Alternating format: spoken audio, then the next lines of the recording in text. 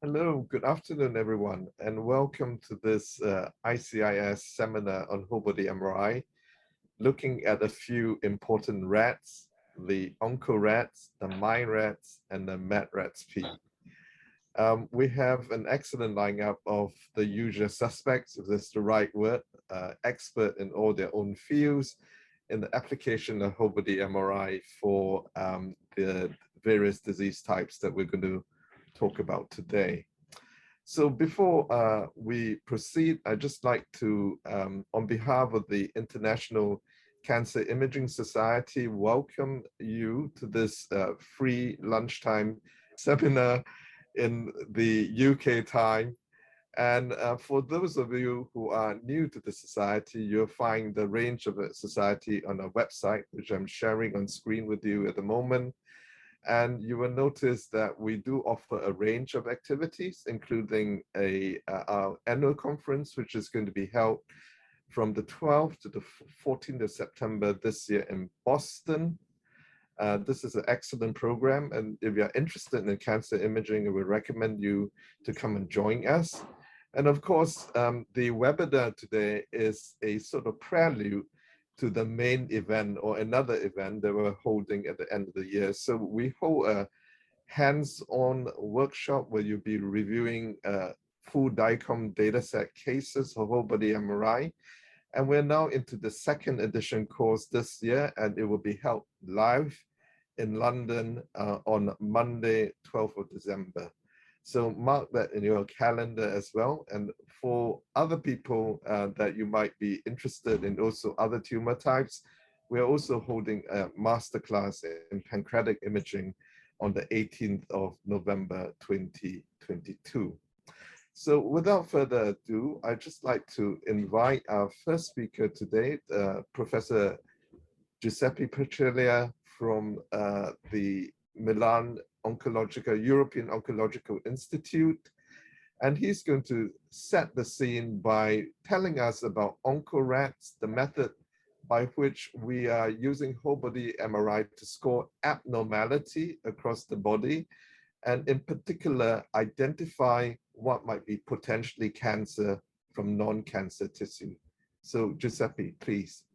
Thank you, Mo, and I will immediately start sharing my screen. You just tell me if you can see me well.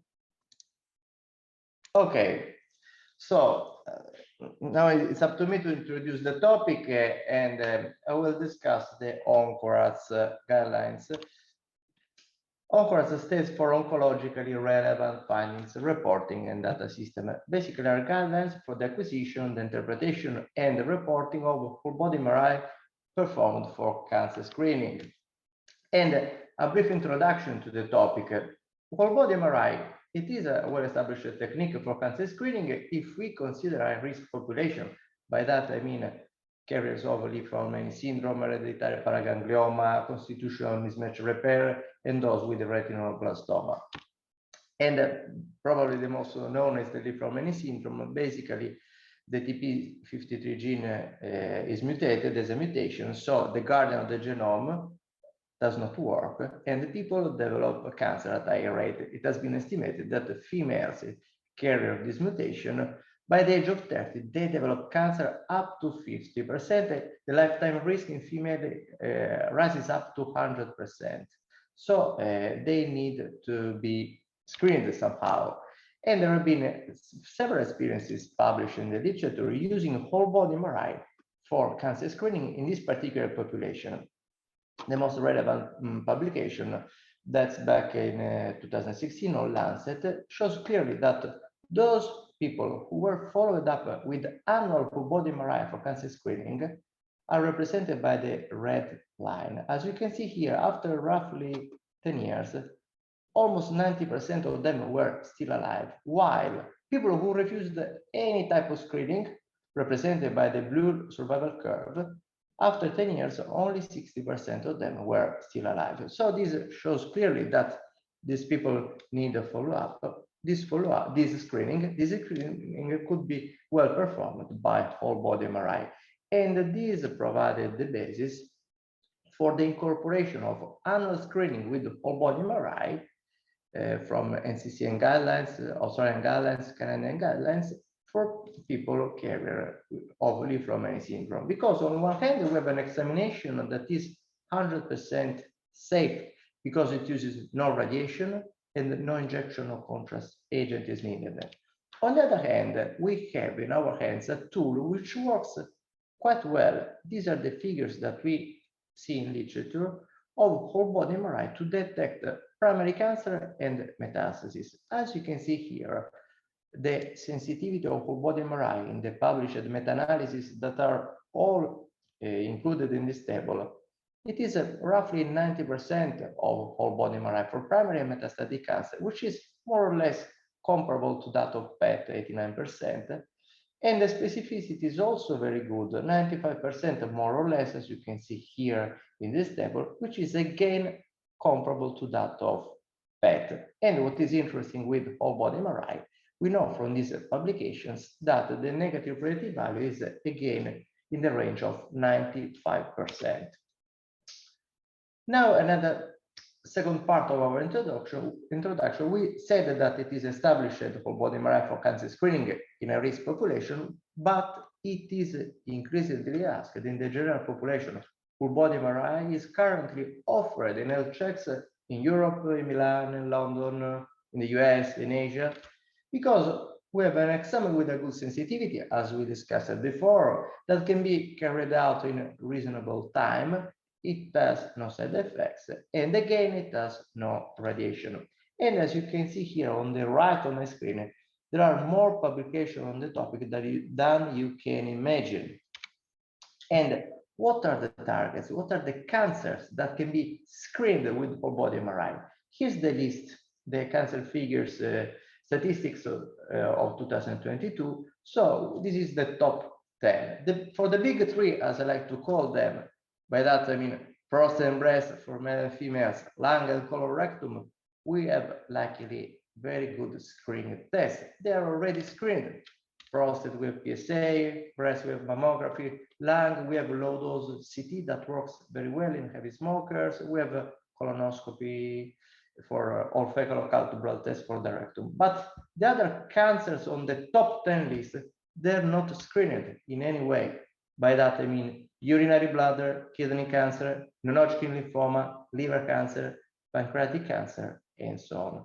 Those cancers of the top 10 who are not screened could be object target of whole body MRI for cancer screening in the general population. And what the literature says, we know, according to literature, that if we start and would like to perform whole body MRI for cancer screening in the general population, we may find incidental findings up to 99% of cases.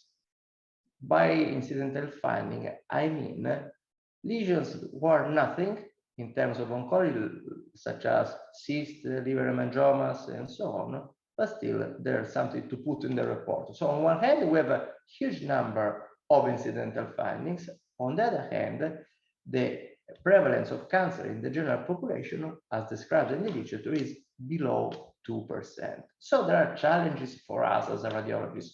On one hand, we want to minimize the harm because we know that we find incidental findings in almost everyone. So we should not increase the anxiety of the subjects. On the other hand, we need to pay attention to maximize the potential of the test because it's difficult to find those 2% of cancer in the entire population. So to minimize the harm, what is the instrument? We have to keep well in mind that the negative predictive value of our whole body MRI is extremely high. And there is a beautiful paper that I report here, published by Rouvier, explaining the concept of negative predictive value. The negative predictive value of your test, it works more or less like a filter. So if you follow me on the left of your monitor, if you are using whole body MRI in a staging population, the prevalence of metastasis is high because they're patients that may be with high-risk cancer, so the prevalence of metastasis is high. Metastases in this graph are represented by red stars. while blue dots are negative patients. So if you apply your filter, your negative predictive value filter, which is whole body MRI, then some of the red stars are filtered through the filter, and the negative predictive value in a staging population, as we saw in the table before, it is roughly 95%. It's still very high.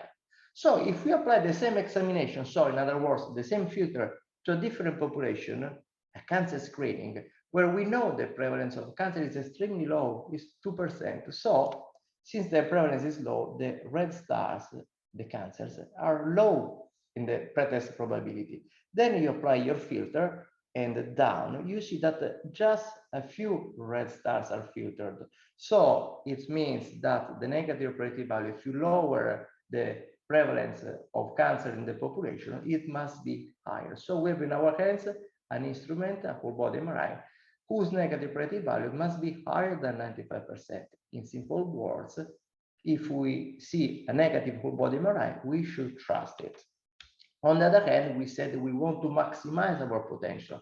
Then we need a radiologist able to have to report MRI in multiple areas with oncological expertise, so that they could be able to identify a small cancer. As you can see on the left, there is a small cancer on the right wall of the bladder, and distinguish that cancer from the small bright area on the liver, which is just an hemangioma. No follow-up is required.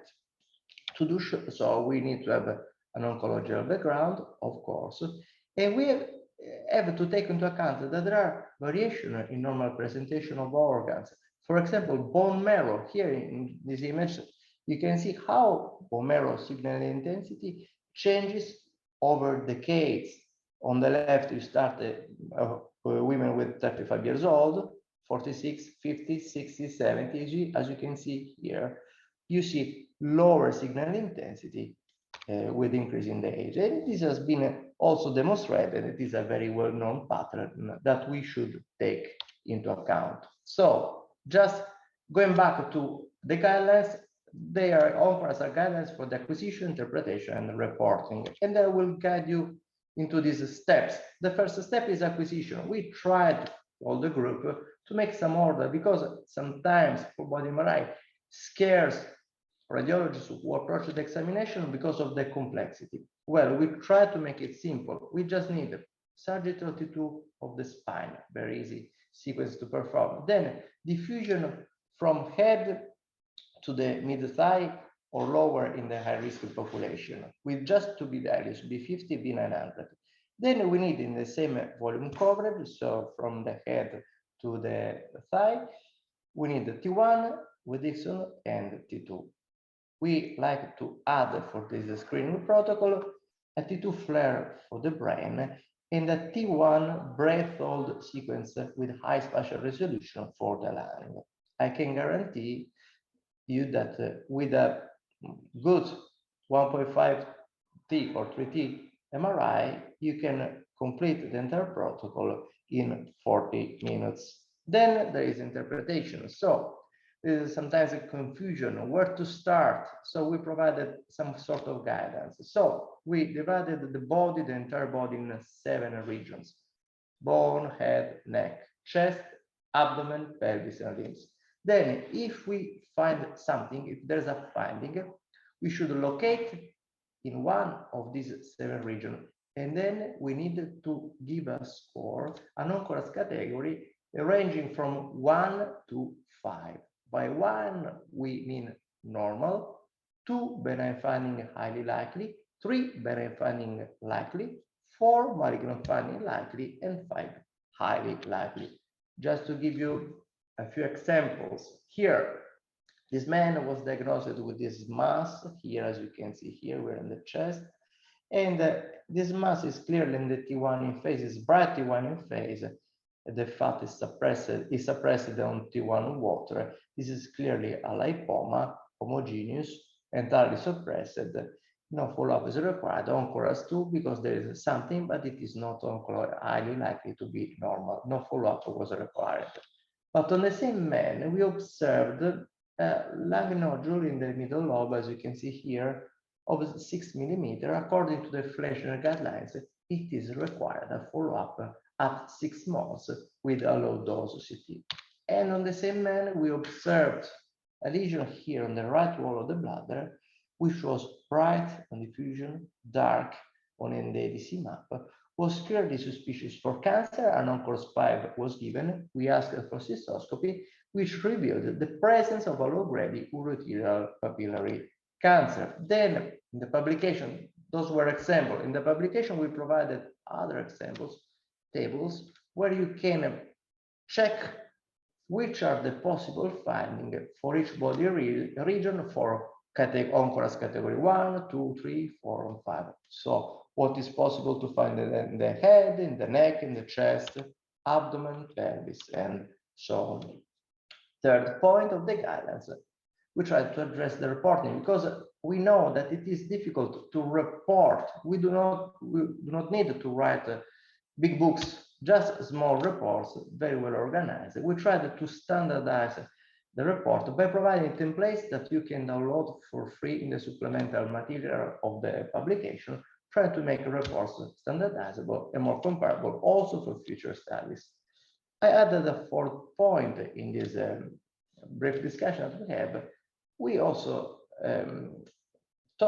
discussed the management of findings, because if we find something, there's an issue, how to manage this.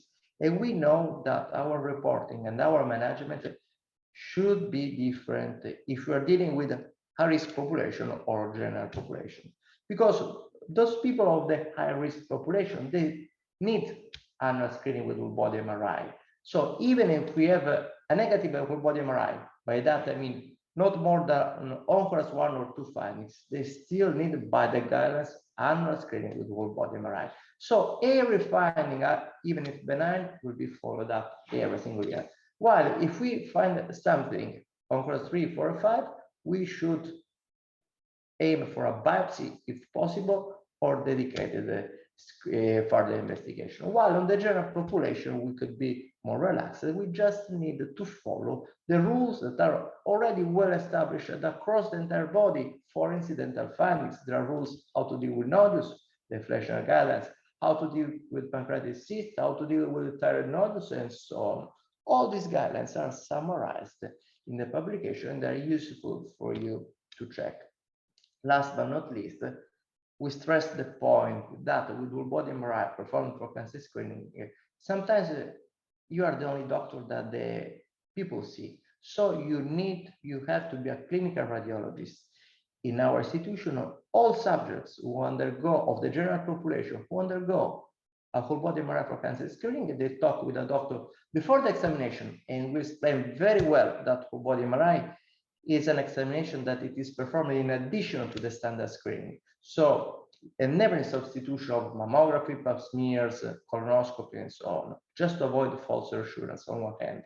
And then we speak also after the examination, just to communicate in the next way the results, to lower the anxiety of the subjects, because we know that anxiety is an issue of any screening, and in particular with whole body MRI. There have been publications on the topic showing that whole body MRI for cancer screening in the general population may increase short-term distress, even if, although it has been demonstrated that the long-term outcome is not bad, and people who were screening in this publication were screened with whole body MRI, and those who were screened without whole body MRI showed no long-term distress effect because of MRI. And we're working on the topic. We have a second oncologist working internally, and the preliminary observation is that when people undergo whole body MRI, there are a lot of bad expectation, and when they complete the examination, the experience in the majority of cases, in 70% of cases roughly, is better than the previous expectation. There are, of course, limitations in whole body MRI for cancer screening. I stress the point that we do not perform whole body MRI for screening breast cancer. For that, we have mammography. So we do not see very well, it's a blind spot, as well as the gastrointestinal tract. We have colonoscopy. So with whole body MRI, we may miss cancers in the gastrointestinal tract. So as a take-home message, I have two main take-home messages. The reports of whole body MRI has to be made clinically. We need to be clinical radiologists. So we have to tailor our report to the risk group. If we are dealing with a risk population, we know that the prevalence of cancer is very high in this group. The lifetime risk of developing cancer is 100%. So we should ask for further investigation if we see something. On the other hand, if we're dealing with the general population, the prevalence of cancer is low, below 2%. So we have to trust a negative MRI and do not over-investigate. And in that particular population, the human interaction is crucial to lower anxiety. So in other words, there is an opportunity for us to become doctor again, talk with patients, with people, and take the responsibility of on-ward management, with the idea in mind that early cancer diagnosis, we know save lives and also cuts treatment costs. Thank you. So thank you, Giuseppe, for that rapid but comprehensive overview of using whole body MRI for screening. Next, I would like to introduce my colleague, Dr. Christina Messu, and she will be talking to us about using whole body MRI as part of MY-RADS, which is a system that she and a research team has developed for the reporting of patients with multiple myeloma. And the focus of MY-RADS is really for disease detection, and she will explain how you can achieve this by combining MY-RADS with a whole body MRI technique. Christina. Thank you, Mu. Unless you tell me otherwise, I assume you can see and hear me adequately. These are my disclosures. So I think before I go on to talk about MY-RADS, it's worth just stopping to visualize how far we've come for imaging patients with myeloma, because it's actually our advances in imaging capability that are now substantially driving forward earlier diagnosis for patients with myeloma and actually better clinical decision making throughout the whole patient pathway.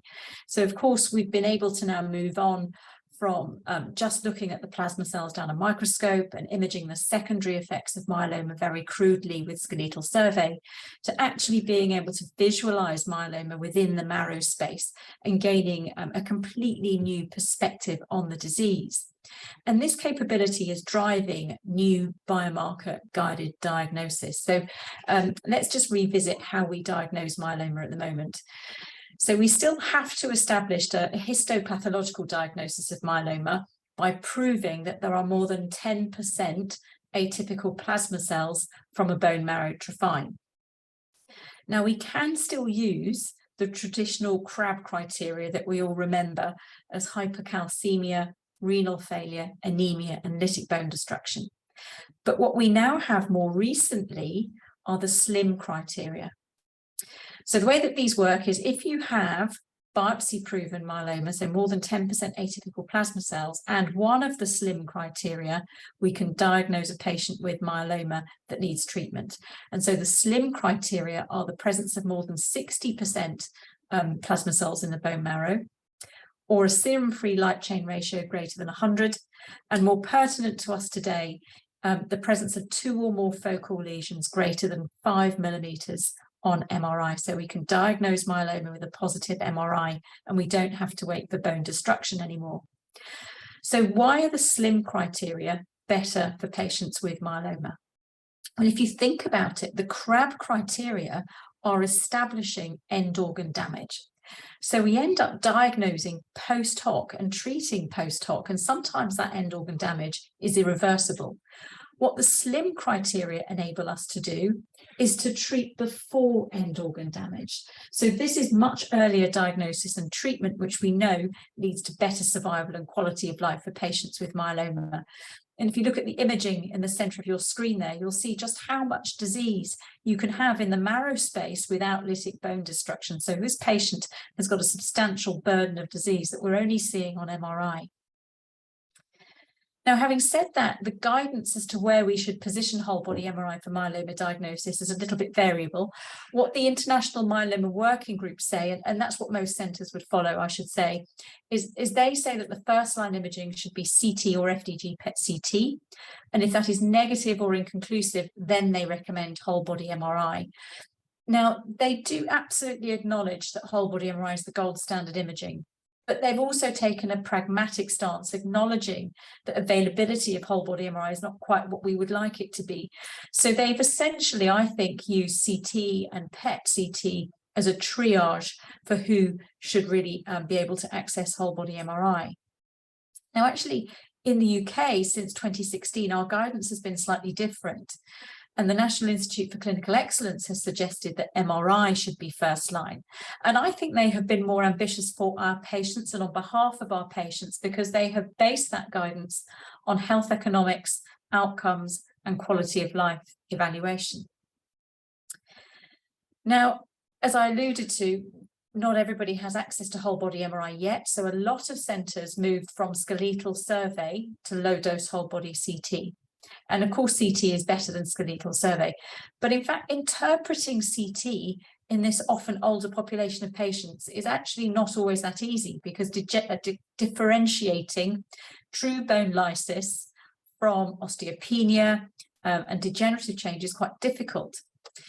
And actually, when you compare the reliability, the inter-observer reliability of CT with MRI, I think we begin to see that uncertainty, because you see the scores for MRI are very good, but that is not the case for CT. So actually interpreting low-dose CT for myeloma diagnosis is not always easy. So what about FDG PET-CT? Well, we, amongst several other centres, have shown superiority of FDG PET-CT over so superiority of whole body MRI over FDG PET-CT for detecting both focal and diffuse disease. And the particular study I'm showing you here was prospective with blinded double reads, but we also had follow-up imaging as the gold standard. So we excluded false positives. But I think almost perhaps more interestingly, what this study showed was an association between patients who had diffuse myeloma infiltration with a higher risk genomic profile. So beginning to be able to use imaging to put together that sort of phenotype-genotype linking, I think is a really interesting way forward in us being able to predict the biology of a patient's disease. So with whole body MRI firmly embedded in guidance, a number of us recognise the need to standardise acquisition, and this is MY-RADS. So this was a truly multidisciplinary group of radiologists, MRI physicists and haematologists who had come from centres experienced in offering a whole body MRI service for patients with myeloma. And this is the core protocol. It's a 45-minute protocol with scanning from vertex to knees with no intravenous contrast. And you'll see that it's very similar to the OncoRADS protocol and MET-RADS, and that is not accidental. We've tried very hard to keep as many features as common as possible so that centres find it easier to adopt what we think is going to be a very important imaging modality for patients with cancer. There is an extended protocol that allows for introducing Dixon in the coronal plane, an intermediate B value, and also axial T2. But for a diagnostic service, the protocol that you see before you is more than sufficient. And in fact, this is pretty much how I would hang my screen when I'm reporting. So what I'm going to do now is very briefly run through how the different elements of this protocol contribute to the information that we need to help direct patient care. So it goes without saying that we perform sagittal imaging of the spine to detect mechanical complications of myeloma, which can be very morbid. But the combination of anatomy and functional information gives us our best opportunity of characterizing fractures. Now, in the case that you can see here, actually on the sagittal T1, I think most of us would be comfortable that morphologically these are benign end plate fractures, but the diffusion's reassuring. We see edema on the ADC map, also pointing towards a benign etiology. But if we look at the T1 of this fracture, I would have perhaps been sitting on the fence. But if we look at the diffusion, we can see abnormal signal. It's impeded, pushes us more towards a malignant diagnosis, and in fact that was confirmed on kyphoplasty. The diffusion has to be present because it brings sensitivity. It's the most sensitive sequence for detecting focal lesions in the marrow. In this patient, we only found a single lesion on sagittal imaging of the spine, but many more in the vertebra on diffusion. Now, actually, when we detect additional lesions in the marrow on DWI, we do go back and correlate these and find them on our other sequences. And that's an important part of our diagnostic confidence. It's part of the specificity of the technique, but it is the diffusion that brings the sensitivity. I'm just going to touch briefly on response assessment because this is where diffusion really does come into its own. If you look at this lesion in the medial clavicle, you'll see that it reduces in size marginally, but the true insight comes from the ADC. So it starts off impeded, but then returns an ADC equivalent to fluid. So it's a completely treated acellular bone defect, despite the fact that the lesion hasn't disappeared. And those same principles apply when we restage patients, because restaging is also one of the indications for whole body MRI. And in this patient, who had a slight rise in serum biochemistry, we were asked to re-image. You can see they had lots of focal lesions in the bony pelvis on T1, but again, all had an ADC equivalent to fluid, so they were not active sites.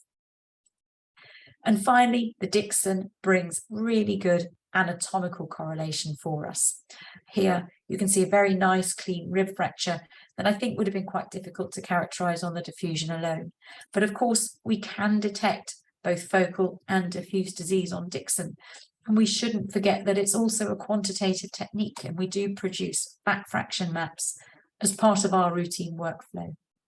And sometimes, again, in the response setting, I find Dixon perhaps even more helpful than the diffusion-weighted MRI. So if you look at this patient with diffuse infiltration, if we just concentrate on the ADC map before and after treatment, we can see some little islands of high ADC creeping in that reflect cell kill. But if we look at the end of the panel and look at the fat-only imaging, we get a much more profound return of T1 bright marrow fat. So I think that response is more convincing on the Dixon. So the final thing that I'll mention that's in MyRADS is a suggestion for a clinical reporting template. And I'm not going to run through all of this because most of it's very predictable and it's available in the document. But structured reporting, I think, is important. It makes sure that we don't miss anything. We report in a logical way. And our clinicians find it really helpful in terms of navigating the reports. Now, although the main indication for whole body MRI for myeloma is first diagnosis and restaging, we have included the response assessment category here, but I think Anwar will mention that in greater detail. What I will just point out is that we do recommend that when we're reporting whole body MRI for myeloma patients, we always make a comment about appearances of the marrow in the posterior iliac crest. And in fact, those bone trophines have usually been performed before the imaging. And if you look over here, you can see that we can usually see that trophine tract. Now, the reason we have to make a comment about the marrow in the posterior iliac crest is that because this is where the trophine is taken from, and it's the only place the trophine is taken from, there is potential for sampling error. So these are 4 patients with multifocal myeloma and completely negative trophines. So this isn't just an opportunity to underestimate disease burden. We can completely miss the histopathological diagnosis if we just use the trophine on its own. It doesn't happen very often, but it is possible to overestimate disease burden on whole body MRI. This patient had 90% infiltration on their trophine, but was actually very well, and the hematologist couldn't understand how a patient could have replacement of 90% of their marrow, but yet be so well. And the reason was that the dominant plasmacytoma was in the left posterior iliac crest, and it just so happened that's what the trophine sampled. Whole body MRI, as Giuseppe's already alluded to, is well tolerated by our patients. That's a huge credit to our radiographers who have become experts in patient positioning and communication. But I think also Stuart Taylor's work in the Streamline study is also really insightful in showing that to patients, the lack of radiation is also very important to them. Now, unfortunately, myeloma is not a curable cancer, but the range of therapeutic options is growing, and that means that we have an ever-expanding population of patients living with myeloma. And living with myeloma can look like this: multiple episodes of relapse, lines of therapy, And in our experience, the clinical decision-making gets much, much more difficult over time because the disease becomes increasingly atypical in its presentation. We see more extramedullary disease. The disease becomes non-secretory or asecretory, and so the laboratory parameters become less reliable, and the patients have accumulating toxicity. So relative to the serum biochemistry, over time, the imaging becomes much, much more important for clinical decision-making. And I think as a consequence of that, we can see that reflected in the literature. And I've just pulled out a couple of examples here. So we've seen MY-RADS already validated as a qualitative tool for measuring response in patients with myeloma. And we've also seen it successfully used for detecting minimal residual disease. And it was really reassuring to see the specific statement that the RAC criteria were not time-consuming and very helpful. Now, having said all of that, whole body MRI availability is not where we would like it to be. In the UK, our audits have suggested, this is an audit by another group from UCL, showed that whole body MRI uptake for myeloma patients back in 2017 was about 10%, and it rose to 27% in 2019. So it's getting better, but not where we would like. So there are a number of strategies that we need to employ to support adoption. One of them is education, and ICIS, and you'll hear a little bit more about this, I hope, has done a huge amount in terms of training for whole body MRI, and we have another interactive course in December of this year in London. And so we hope that this effort in training has contributed to increased availability. We've also shown that MY-RADS can be applied prospectively in clinical trials. So the Imagine study that's actually still open, we've demonstrated that it can be run over 3 vendor systems, 1.5 and 3T. And MU-CO is also leading on informatics tools to support radiologist reporting. So this is CE mark software with MINT that allows automatic segmentation and measurement of the burden of disease. But I think perhaps the elephant in the room is that the biggest challenge is a lack of MRI capacity. And our scientists at the Institute of Cancer Research have actually trained an algorithm that reduces MRI acquisition time down from 30 minutes to 5 minutes without any loss of image quality. And we're actually in the process of trying to commercialize that to commercial standards in terms of the software. And our ambition and our hope is that by reducing the acquisition time down, we will be able to democratize access to what we think is a very, very important imaging tool. And finally, I'll just mention some work that's being done on automated QA, QC. At first glance, it doesn't really seem as exciting as accelerated whole body MRI acquisition, but actually, I think it's imperative, because that sort of work will not only ensure that our clinical trial data is robust, but it will ensure that our clinical data is fit for purpose, but also fit for use with the increasing range of informatics tools that will be available to us, but that will require a level of consistency in terms of image quality. So I hope I've managed to convince you that MY-RADS is offering precision diagnostics and really bringing precision medicine to life for patients with myeloma. And I'll just end by acknowledging really an ever-growing community of people that are working very hard to try and bring MY-RADS and whole body MRI into greater practice for patients with myeloma. So thank you very much for your time. Thank you, Christina, for that, as usual, excellent overview of the subject. So it leaves me now to introduce, or perhaps needs no introduction, Professor Anwar Padani, who has been key in the development of the MET-RADS protocol, or the MET-RADS data reporting system.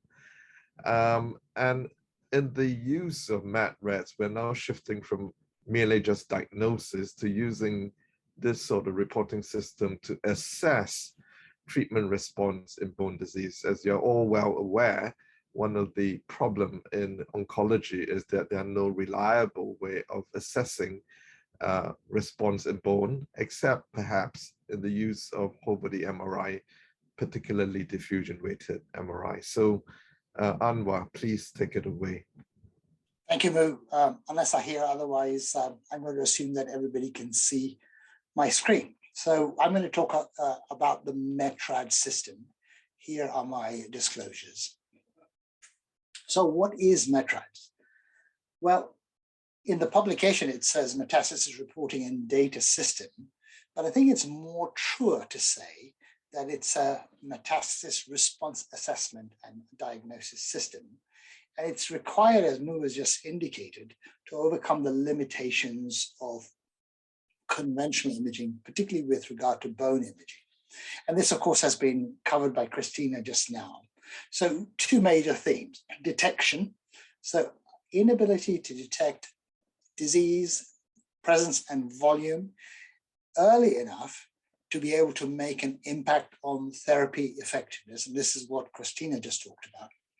But we're also unable to identify who's not benefiting from a therapy early after starting, which means that we impede patients' progress to alternative therapies, which are now increasingly available.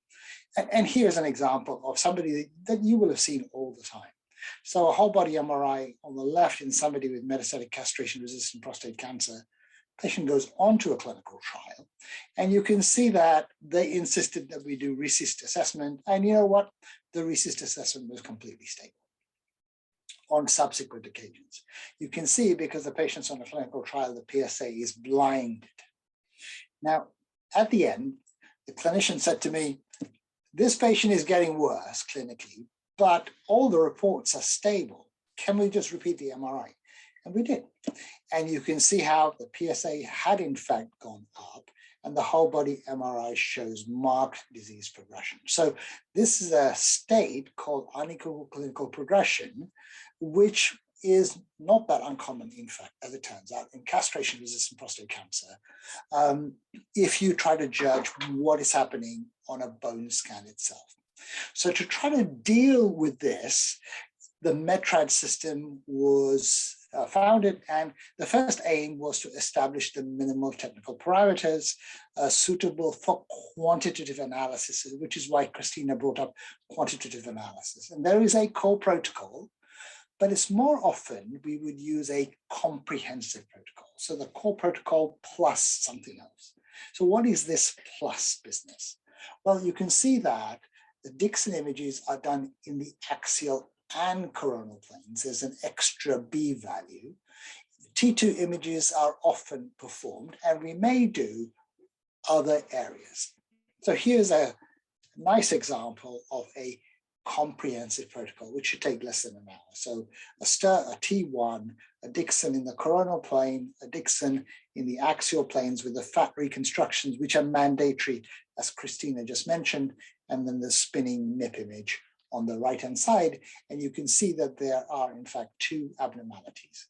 Now, knowing what these, to try to investigate these, you can do a smaller field of view images. So on the left-hand side, you can see this abnormality here on the high B value image, which in fact, on the fat fraction is a high fat fraction. So it represents fat poor bone marrow.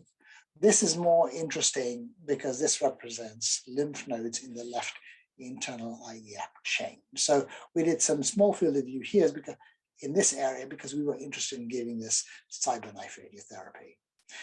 In the comprehensive protocol, we almost always do a lung sequence, and you can do it in the axial or the coronal planes. And we will often do a brain examination with a flare sequence, making sure we go from below the jaw to the top of the head without fat suppression. And we do it without fat suppression, one, to identify possible brain metastases, in which case we might give contrast, but also to see things like osteonecrosis of the jaw, which is in fact very common indeed, particularly in women who are on bisphosphonate therapy. So the second aim is to develop criteria that enables you to objectively assess the response of metastatic disease. So objective criteria for the assessment of response. And these are graded from 1 to 5 on a Likert scale. So green to red in this particular instance, where 1 represents response highly likely and 5 represents progression highly likely. So in other words, in this schematic, is it raining? Is it sun shining out there? And of course, if a patient is progressing unequivocally and you want to communicate to to your clinician that there is something they need to think about changing treatment, then basically it's the response assessment category 5 is what you would show. So here, for example, is response assessment category 5 shown on the bottom row. So here we're saying progression is highly likely, and we're all used to looking at the images on the top left, but what we've done is just codify that on the bottom right. Now you'll see that there are no ADC criteria, except any metastatic disease that appears has to be in the active range. And when we did the publication, the active range is between about 600 to about 1100, which you can see on the last row. So this is a person who is obviously progressing. New disease, enlarging deposits, and you can see the whole body diffusion NIP images on the right-hand side. Clearly, this patient is getting worse. The treatment needs to change. This is response assessment category 5. Now, the reason I brought up these histograms is to show you that, in fact, the ADC does not change. So you can see examination number 1, less tumor, a lower histogram. Examination 2, more tumor. But look at the ADC value. The ADC value does not change materially between the 2 examinations. And of course, response requires different criteria. So if disease disappears, more fat begins to emerge, then of course this is response, and I think all of us would recognize it. But another way of assessing response is to look at the ADC criteria, as Christina just mentioned. So an increase in the ADC from baseline is indicative of response. So if we look at response assessment category 1, response highly likely, one of those categories is return of the normal marrow fat. Okay, and here's an example of somebody I saw recently. You can see how on the T1 sequence, the bone marrow is improving with return of the background bone marrow fat and some scarring emerging in the background. So this is response highly likely, response assessment category 1. But there are also ADC criteria. And these ADC criteria relate to the fact that there's an increase in the ADC value. And I just thought I'd show you that here. So this is another man with prostate cancer, before and after docetaxel, this time in the middle of treatment after 4 cycles. We can see these retroperitoneal lymph nodes improving. And if you looked at the T1, it would be difficult to say that this patient was responding, but the diffusion imaging clearly shows us that there is an improvement in appearances. And if you look at the histograms, again, you can see a marked improvement. So this is examination number 1, and we said the ADC value should be low, less than 1500. So here it is. You can see the ADC value up here is 655. And you can see what happens after treatment. After treatment, you can see how the ADC histogram shifts to the left. And of course, it's possible to back map these voxels onto the rest of the body and then get some sort of idea about where there is residual active tumor on this spinning image. Now, as Giuseppe and Christina mentioned, it's important to have a standardized data collection so you can improve communication with your clinical colleagues. So the response assessment categories are about body parts, and you can see the local regional parts on the left, the skeletal parts and the soft tissue parts, and there's a similar form to this in breast cancer also. So for each body part, you have to assign 2 response assessment categories. Now, the primary response assessment category is shown here, is the predominant response in more than half of the lesions in a particular area. So if you were looking at the thorax, for example, what is the major response in that area? And then the second response assessment category is the second highest non-predominant response pattern. Now, let me just show you this patient here. So in this patient, you can see that the patient is progressing, and this is the patient that we saw previously, but you'll notice what's happening in the left axilla. So in the left axilla, you can see that that lymph node is getting larger. So if you look at the response assessment form, you can see other lymph nodes involved, and you go, yes, axilla. And what is the dominant category of the changes here in the left axilla? It's progression, RAC5. All the other lymph nodes, in fact, are stable. So the dominant response assessment category is 5. The secondary category is 3, which is stable, as we've already said. Now, clearly, techniques like this need to be developed further. And one of the things we need to do is to refine, validate these criteria for prostate, breast, and for myeloma. And this has now been done at the Marsden. So, for example, this is some work that was published in 2018, clearly showing that the higher the signal intensity, the lower the ADC, and the lower the fat fraction on the bottom right here, the more likely it is that you have highly cellular deposits. And this has recently been refined by this paper that's, again, just been published in in Radiology. And you can see that if you have a high signal on a high B value image, low on an ADC map, low on a fat fraction, then you are much more likely to have a cellular infiltrate in that area.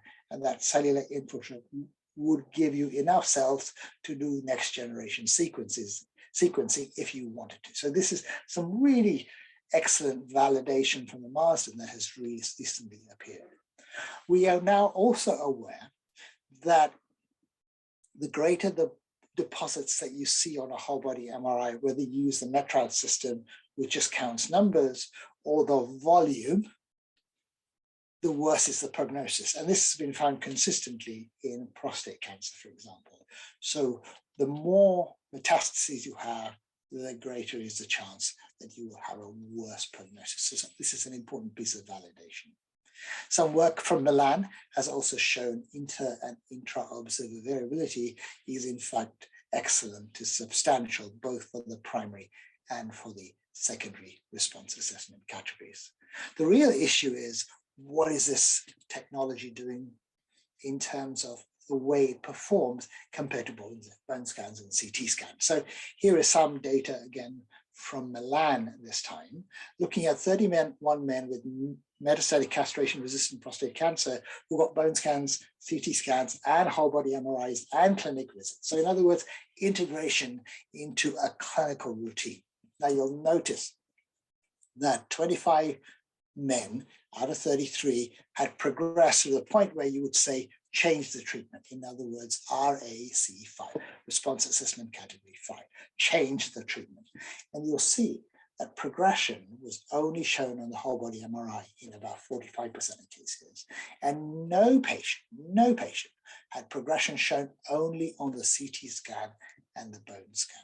And in fact, when you knew the patient was progressing in the bone, 82% of times, the bone scan was calling things stable. So here's an example. So here's a man. You can see how the bone scan is stable, but the whole body MRI is clearly showing new deposits and progression. So this is response assessment category 5. The patient is progressing. Don't believe the bone scans. And in fact, this completely mirrors what we found in breast cancer also.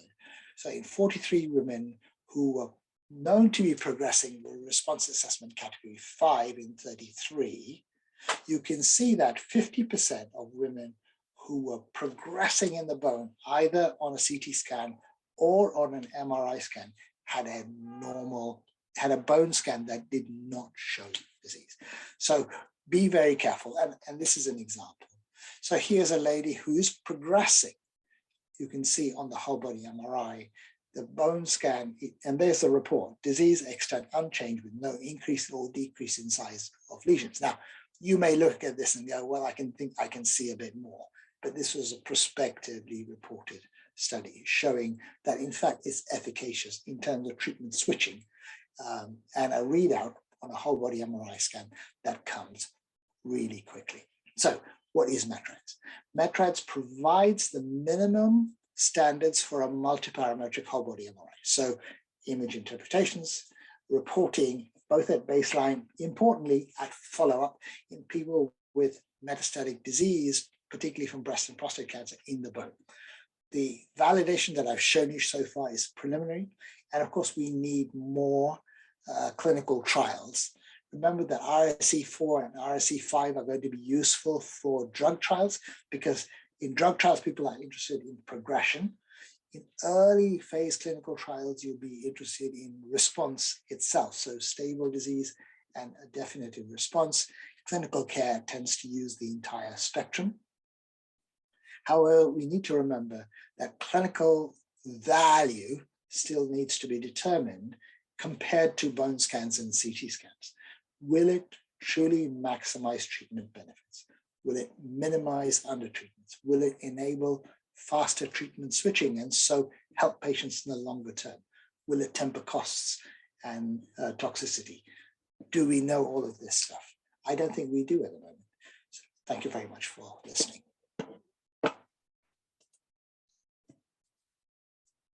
Time to bring back the panel, and I believe that some of you might be able to also see the chat in the side box, but I'm going to read out the question. I think the first one is for Christina regarding ADC and myeloma. Do you recommend a particular software to look at how ADC might be changing for response assessment? Not sure that you covered that specifically, but yeah, I mean, Anne was probably chomping at the bit to chip in here, because we don't routinely do a lot of response assessment in myeloma. And I have to say, for first-line treatment for patients with myeloma, they nearly all respond brilliantly. Either lesions completely disappear or they become completely acellular. So I don't find a lot of need for it, because it's usually really straightforward. And in fact, when we do our teaching courses, the reason why we put myeloma first often is that the response assessments are so straightforward. The challenge comes with the relapses, where the marrow ends up being very complicated and you're not quite sure if it's relapse myeloma or not. But if I personally need to acquire ADC measurements in my clinical practice, I actually do it on my PACS workstations for individual lesions, and I'm not segmenting whole skeleton at the moment. But Anwar, I don't know if you would want to contribute to that. Yeah, no, I agree. So even in prostate cancer, for example, we know that PSA works really well for hormone-sensitive disease, but in castration resistance, PSA is not such a good readout, with discordance occurring in up to 30% of cases. So it tends to be more useful for the more advanced disease, as you mentioned previously. And in terms of ROIs, the only time I ever use this whole body MRI segmentation tends to be when there's so much disease and I have to draw so many ROIs that it's just easier sometimes just to do a quick whole body MRI segmentation. But generally speaking, sampling 5 to 6 lesions is usually fine. okay. I think there's a question about fat fraction, about what cutoff do you use for active metastases versus red marrow. Anwar? 20%. I follow the Royal Marsden guidelines. Giuseppe, do you want to add to that? Yes, again, I follow these guidelines. I mean, it works very well in our routine practice, but I stress the point that it has been clearly stated by all the speakers. I stress the point that whole body MRI is an interpretation of both morphological imaging, including fast fraction, and the diffusion with ADC maps.